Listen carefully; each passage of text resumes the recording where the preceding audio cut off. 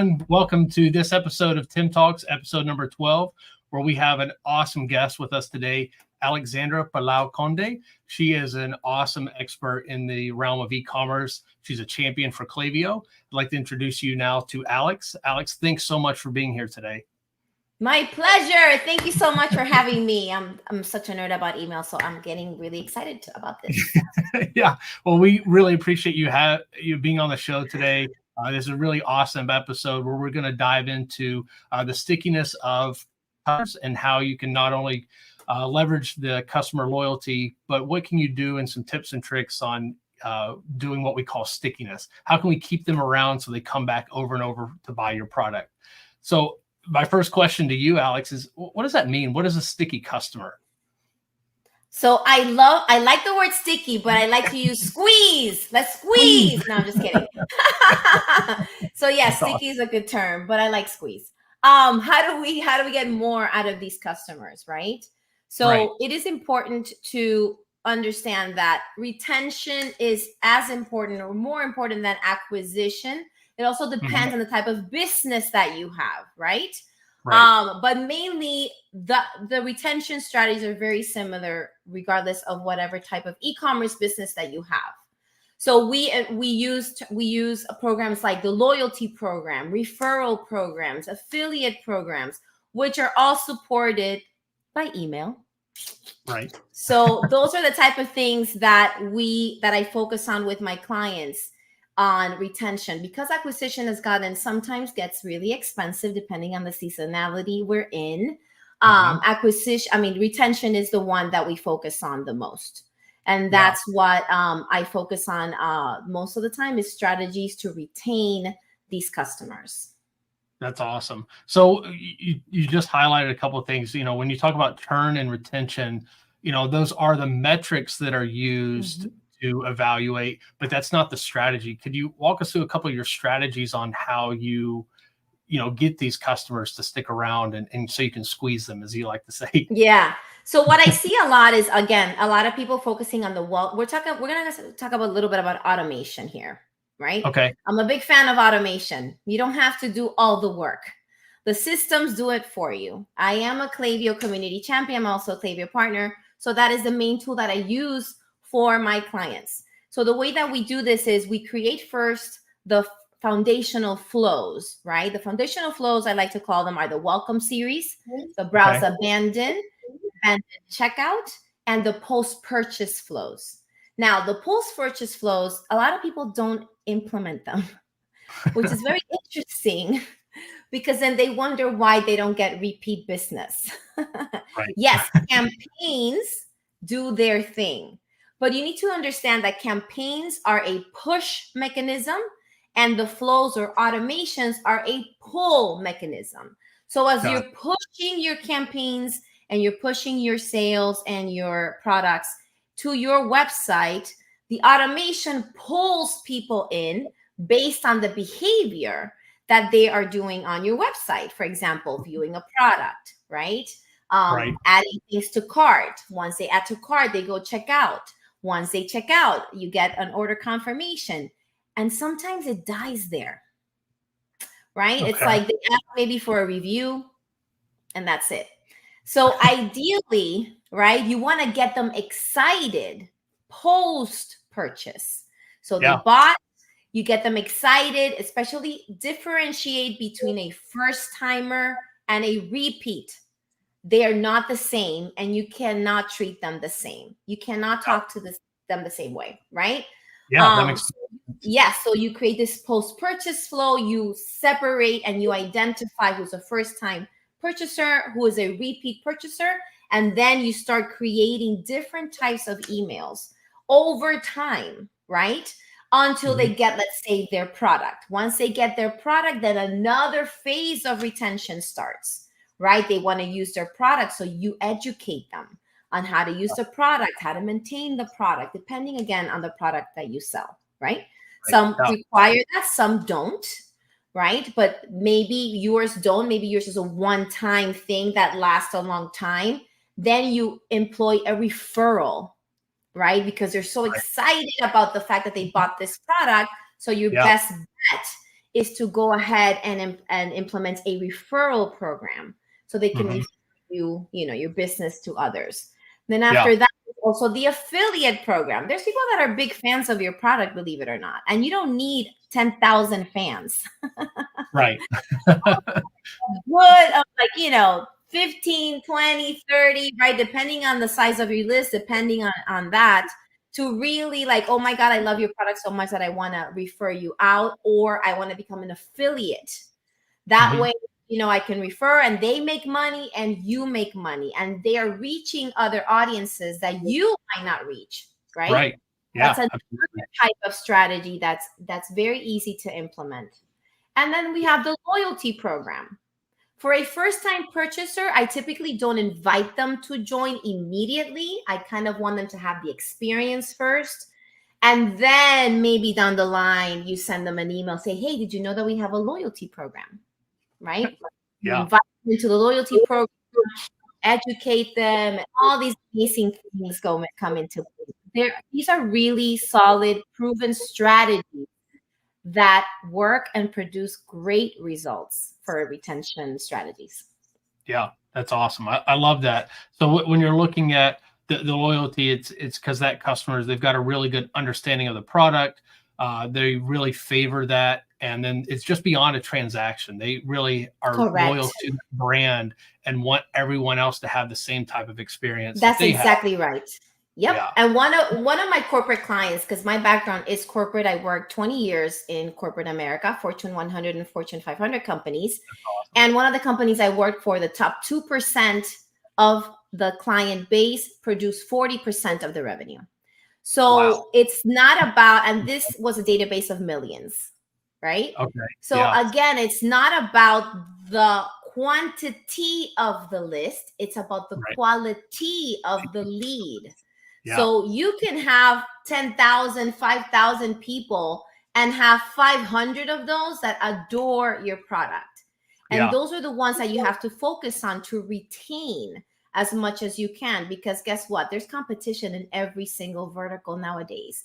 Yeah. And as we continue the growth of e-commerce, it's going to get more competitive in the online space.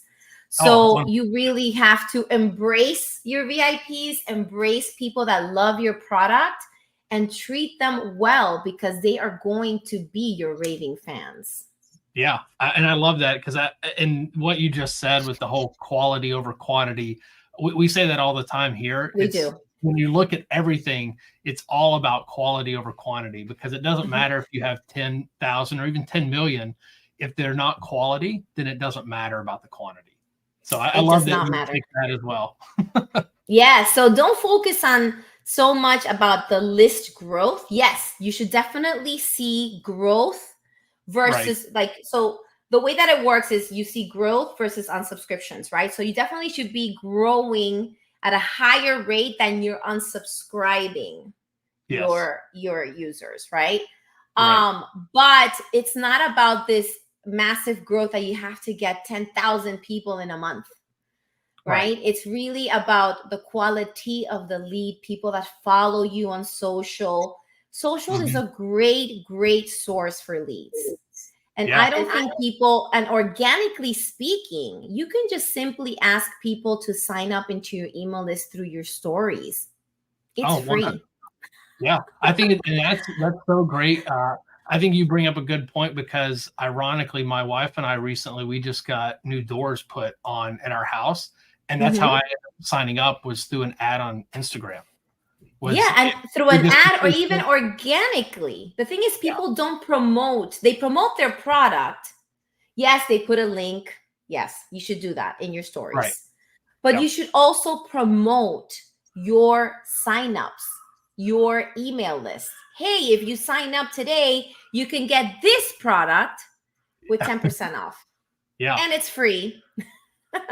So you need to move people out a little bit of social media and put them in your email list. Yes. Okay, because that's where the conversion is gonna happen. Okay, not in social media. Yes, you get some tricklers in there, right? That buy. But really, email is the one that you use to nurture that relationship, to educate on your brand, tell them your story. People love to hear individual stories, right? Yeah. If they want to buy, toilet paper, they go to Amazon. So, just let Amazon and the Walmarts of the world take care of the day-to-day stuff. But your product, there's a reason why you chose a product. There's meaning to it. Yes. That's where email comes in. You could tell your story, and people buy from people. Yeah. So if they connect with your story, you have a higher chance of conversion as well. So email is really the tool that educates, is the tool that retains, and all these strategies of retention, affiliate marketing, referral, loyalty, it's all communicated through email and SMS as well. Yeah, I love that. And we talk about story, Alex. I'd love to just hear quickly just your story on how you got into this side of the business and industry, just because you've been doing this for what, 23 years now? So 23 years. Yeah. Totally dated myself. I mean, I know. I look super young. I know. I started when I was 15. No, I'm just kidding. It looks like maybe 14. Okay, so how did I start with this? So I started as HTML developer. Okay. So my background is in MIS, which is Management Information Systems. I took one class that was HTML. I went to LSU, go Tigers. And I took a class and it was Notepad. We used Notepad to code. And I was like, oh my God, you could do this with like words. I was like, this is so cool. So I kind of fell into this whole HTML developer situation, and then email started happening. I'm talking about early 2000s or so. So email started being a thing. It was just kind of another thing. I would get the PSD file, which is Photoshop file from the creative department, and I would turn that into an HTML file that then would be sent out as an email. And I thought it was the coolest thing. Yeah. And that's how I fell into it. It was kind of like, this is kind of a development thing. You do this. And I just really enjoyed it. And I've been doing it for companies like Carnival Cruise Line, Spirit Airlines, NBC Universal, Perry Ellis International, like all of these. And all I've been doing is email, CRM, SMS for the past 23 years. And I know it works. Yeah. You've seen firsthand the evolution, and you've also seen the conversation. Yes. Oh my gosh, say, yes. Oh, email's dead, or you can't. Every year since I started, it's like email is not going anywhere. I'm like, I don't know about that. Yeah. And before, everybody used to give us their email address. I mean, our lists were like bloated with leads. I mean, it was amazing. And then obviously the laws started coming in, the unsubscriptions, and all these things started evolving. And to be honest, email was the original social media. Okay. Yeah, everybody sent memes through email, BCC'd 100 million people. Yeah. And then people didn't know how to respond. So they would respond to the whole list. It was amazing. That's awesome. So doing all of that, how did you wind up working with Klaviyo? Like, how did you end up being a champion for them? Yes. So I went on my own about 3 years ago. I was like, I really want, like, the corporate thing was cool, but I wanted to help the smaller to medium-sized businesses with all these strategies and knowledge that I learned in the multi-million and multi-billion-dollar companies. I was like, okay, how can I bring this to this group of people? And I was like, okay, I had to choose a platform because, as you know, there's hundreds of email platforms nowadays. Wow. Yes. So it's very competitive. Though they do the same thing, they're not all the same. Right. I've used probably over 50 in my 23-year career. And I chose Klaviyo because I like e-commerce. I was like, this is cool. I love automation. And I was like, you know what? E-commerce is perfect for so much automation. So I was like, okay, let me choose this. So I became a partner with them 3 years ago. And now this year I became a Klaviyo community champion out of 21 in the world. It's an amazing group of people that just love to help the Klaviyo community to, use the tool, and we help with strategic things and all those things. And I am a fan. It's a really from a non-marketer perspective, it's ease of use. It's great for the non-marketer. Awesome. The interface is easy. So it's just a platform that I found easy to use, and that it was in high demand because there's so much e-commerce and it just keeps growing. So many people are turning to e-commerce, and it's just going to keep going and going. So, email is a really important part of your e-commerce toolbox. To me, if you're in e-commerce, you have to have email. It is not an option like B2B. Sometimes B2B get away with it, a little bit. Right. But e-commerce, you really need email in order to retain and maintain those relationships with your database. Yeah, absolutely. And I think you brought up a good point, is you even saying is not being an email marketer. What are some best practices that you've seen with Klaviyo that you've been able to leverage and utilize that are user friendly? Yes. Mm-hmm. So Klaviyo has a lot of pre-built flows that you can start with. They're just the basics. At least get something up and running. Okay. Then as you get more data, you optimize. So they have out of the box solutions. So there's no reason. I know a lot of people, the thing with the challenge around email is that it's a very technical channel, right? Unlike social media, you create, and there is strategy in social media as well. But in terms of technicality, it's not as technical as it is, with email. Email, there's nuances that you need to think through. Each email has a goal, okay? And you have to think of what the goal is. Is it educational? Is it a sale? Is it promotional, right? It depends on the goal, and that's how you start setting things up for your campaigns. Yeah. Klaviyo also has a template library. So there's a whole bunch of templates that you can use from the beginning, at least to get started. No need to overthink things, right? Okay. As long as you're 70% perfect, you're good. You don't have to be 100%. Yeah, that's great. 70% of the time, it works every time. 70% of the time, just make sure you check the links, please, right? That some people don't, and then they don't go anywhere, and then they wonder why they didn't get any sales because you didn't check the links. So just make sure. The thing with email is that once you send it out, you can't take it back. So yeah, absolutely. So I'd say it sounds like as long as you got those tools, you can set it up very easily. Then after the fact, you can go back and make sure that you've got your unique value proposition. You can then highlight things like what sets your product apart from your customers, or from your competitors, and then you can tailor the onboarding and showcase the different unique benefits. Yeah. So that's where your welcome series comes in. Your welcome series is one of the most important flows. I call it a series because it's typically you want to do 3 to 5 emails. Some people do longer, like more emails. I had a customer that didn't want to do a welcome series. I'm like, can we just do like two emails? Mm-hmm. And it generated $7,000 in 30 days, right? So it's one of those things that, some people are just like, I just don't want to. I'm like, I understand. But the thing is, you need to educate. You have to tell your brand story, right, to your list. So then they can be like, oh, okay, yes, I connect with this, right?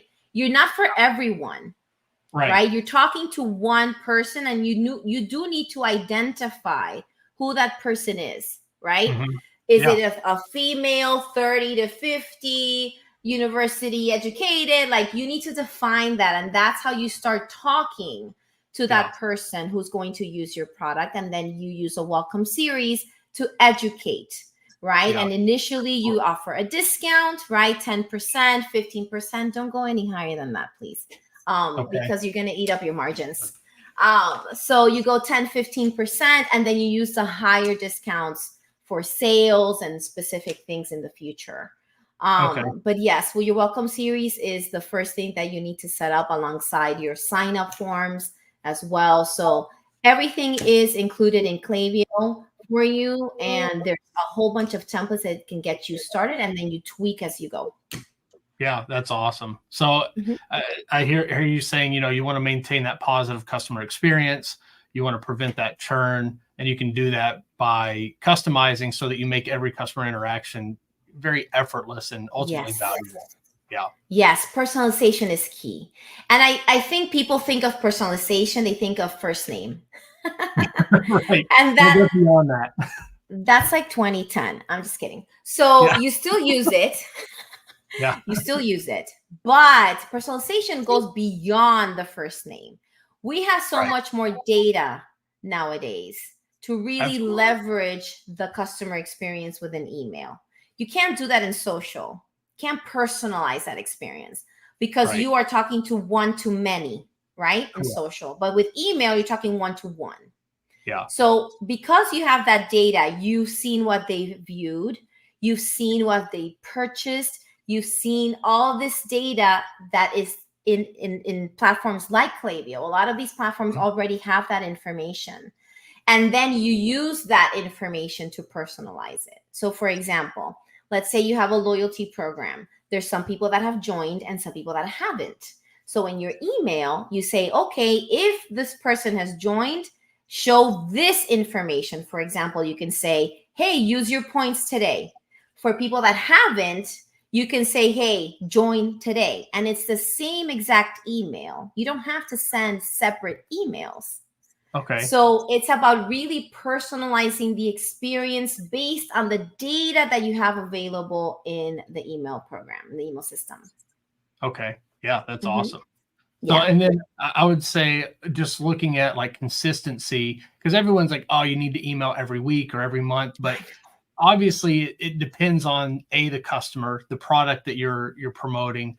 But what I've found or what I've heard from others is consistency is key. Whatever that Yes. consistency is, that's what you need to stick to. That Maybe you is could shed correct. some light a little more Yep. on what you see and how you feel about that. Absolutely. So it's about frequency, right? So people, I had actually a call with the lead this morning, like how many emails do we send? Because I don't look at my emails. I was like, such an interesting thing. I was like, I understand we're not emailing everybody every week. That's Right. where segmentation comes in based on the goal of the email. So let's say there's a new product announcement. Typically, new product announcements and side-wide sales, I like to email everyone. I am not a fan of only doing segmented emails. Once in a while, you have to send to your whole list. Okay. Right. I Yeah. have clients that send 2 emails a month. I have clients that send 8 emails a month.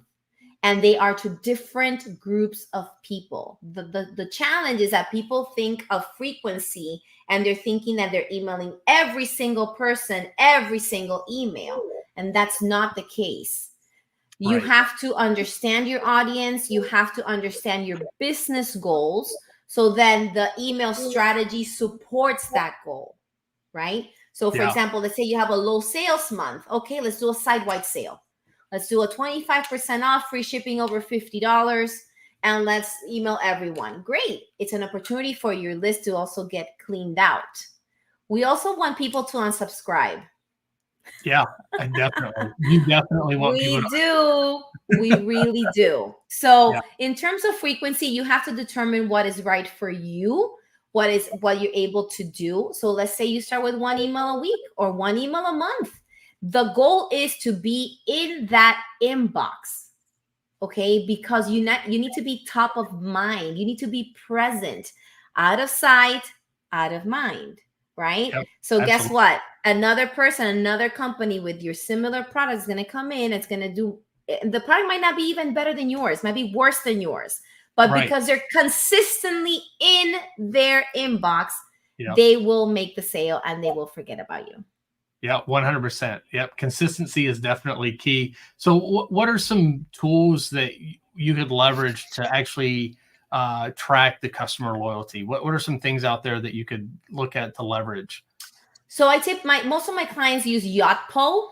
It's Okay. YOTPO. And that is a platform that does reviews, referral, and loyalty programs. There's Okay. tons of apps, and if you're on Shopify, and I believe BigCommerce, they also have apps as well that integrate into your web platform.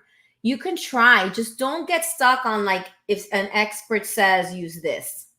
Don't do Right. that. Use the Okay. one that you're going to use and that makes sense to you. And then as you implement it, you're going to see if that software, makes sense to your business and it's easy for you to use. When people ask me, which software should I use? The one that you're going to use. The one that you get excited about using. Yeah, absolutely. Because as you're doing it, you're going to understand it, and you're going to realize that that software aligns with your business. So yes, best practice is not always best practice for your business.